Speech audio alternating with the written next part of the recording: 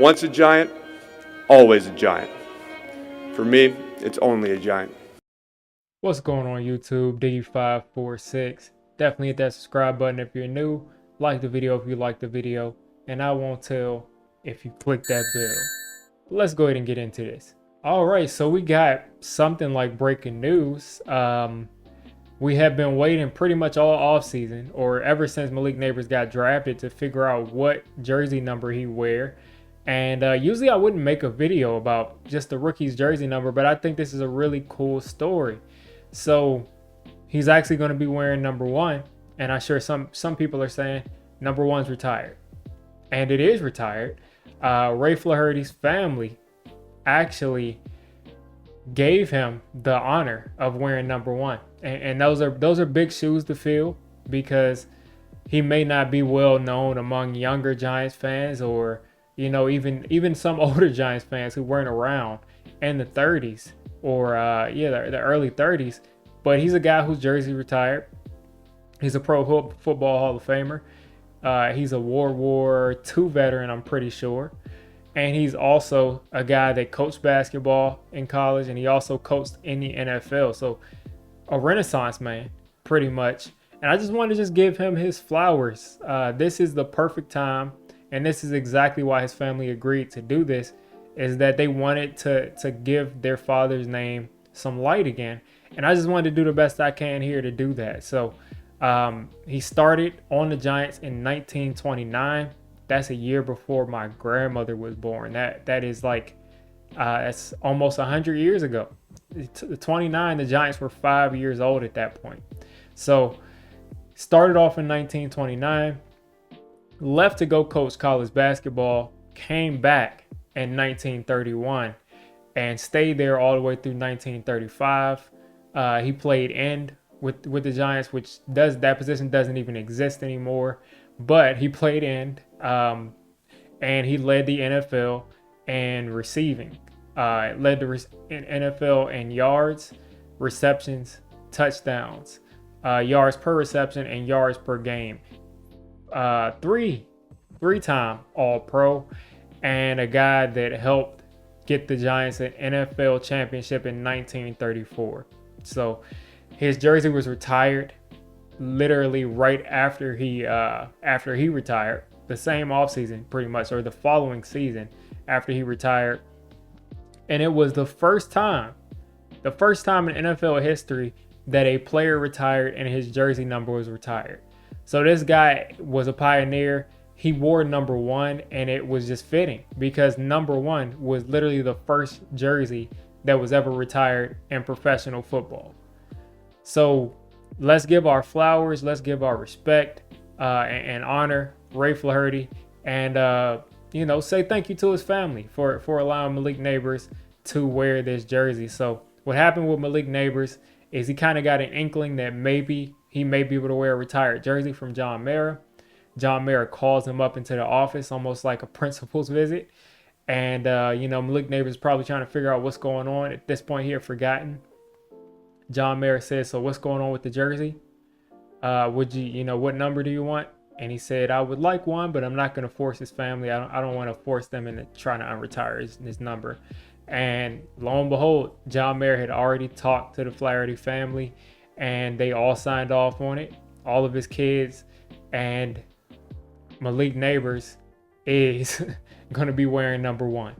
So, of course, he called them, thanked them. It just shows the kind of person that Malik Nabers is. He called them personally to thank them and to say that he will make sure to honor their dad's name and honor the work that he put in as a New York Football Giant.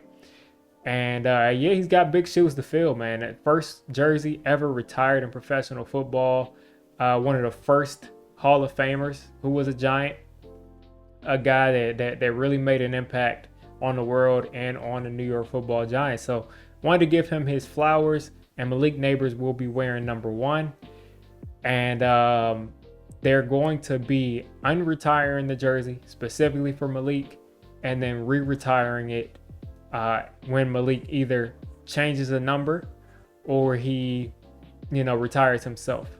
So I think 2 things will come out of this. The first thing is, I wonder if Malik would is going to keep this number because they were so gracious to give that to him, and just kind of just use that number as like, this is a number that's already retired and they're allowing me to wear this, so I got to live up to this number.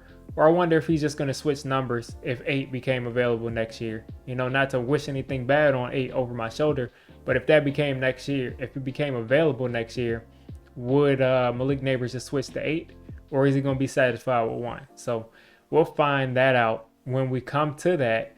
But yeah, I mean, he's really got to live up to that pick, or you've unretired a jersey for him.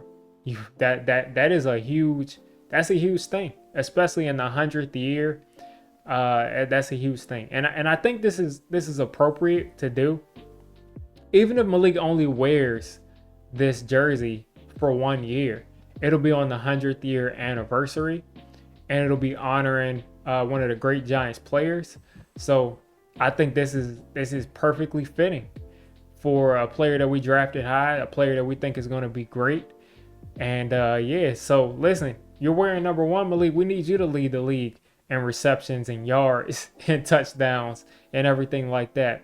Because wow, I did not expect a team like the Giants to unretire a jersey for somebody. I haven't even really heard of anything like that happening in the NFL, because our entirety, pretty much, who knows, maybe in 50 years, all of the single digits will be retired. And I'm pretty sure Malik is probably thinking, will I wear this number the rest of my career? And will they retire 2 number 1s? That's something that we don't have to worry about for a long time, hopefully. But if Malik has a career good enough for his jersey to be retired, will they retire 2 number 1 jerseys? And will they be right beside each other in the Hall of Fame? And this is really early. We're not putting Malik in Canton yet, but in a situation where he did qualify for that, how would that play out? So yeah, I just thought this was surprising. I thought it was a cool story. I think this is the perfect time for everybody during this 100th year. They're doing their top 100 Giants. Check that out on the Giants YouTube channel, but they're doing their top 100 Giants of all time. And this is just a great time to look at the history of this franchise and why a lot of us are fans of this franchise is because of the great history. And just take a look at some of the players that are, Hall of Fame players that we've never even seen play live. But there is footage of a lot of these players.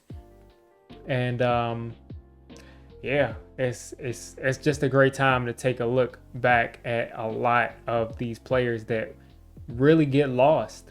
And maybe this will inspire more of these players' families to say, hey, I want my grandfather's jersey to be worn by a great player this year. So Malik, Malik cannot let this family down.